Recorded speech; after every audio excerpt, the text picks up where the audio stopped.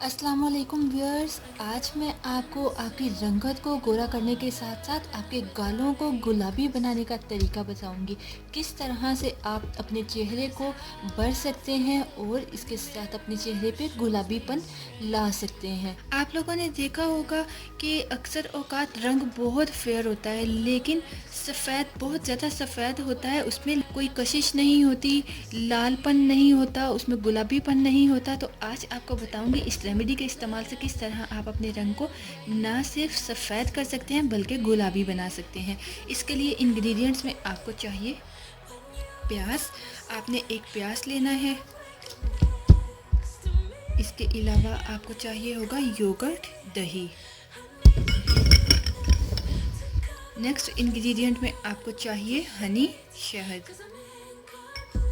इसके अलावा आपको चाहिए ग्लिसरीन। और मेन इंग्रेडिएंट्स जो आपको चाहिए होगा वो है गंदम का आटा।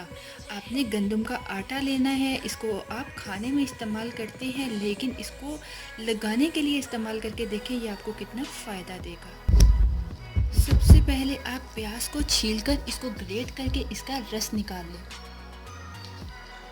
आप प्याज को ब्लेंडर में ब्लेंड करके भी रस निकाल सकते हैं, या आप चाहें तो इसको कद्दूकस करके ग्रेट करके इसका जूस निकालें, जिस तरह आप बआसानी इसका रस निकाल सकें।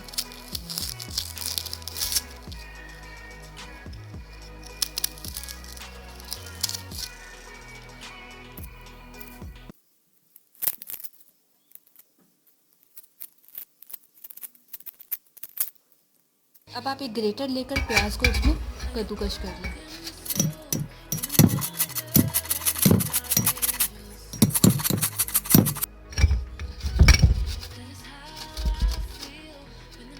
तो ये प्याज हमने ग्रेट कर लिया, कद्दूकस कर लिया। अब हमने इसका जूस निकालना है। आपने एक स्ट्रेनर की मदद से इसका जूस निकाल लेना है।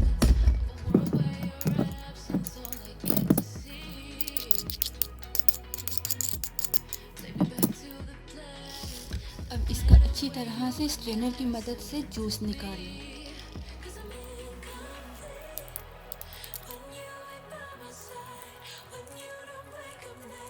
इस रेमेडी को बनाने के लिए हमें 1 चाय का चम्मच प्याज का रस चाहिए। ये हमारे पास प्याज का रस आ गया।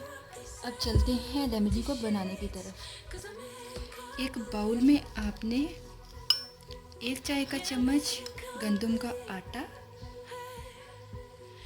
या आप हस्बे ज़रूरत गंदम का आटा ले लें जितना आपके चेहरे पे पूरा आ सके। इसमें आपने 1 चाय का चम्मच प्याज का रस,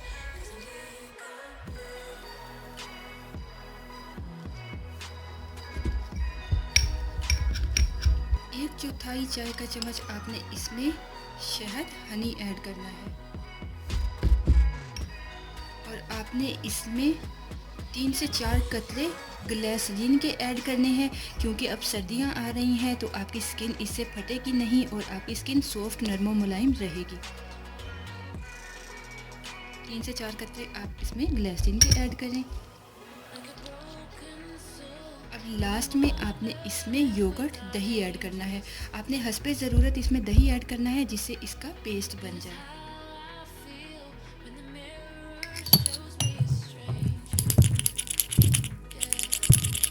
पेस्ट ना तो बहुत ज़्यादा पतला होना चाहिए और ना ही बहुत ज़्यादा गाढ़ा होना चाहिए।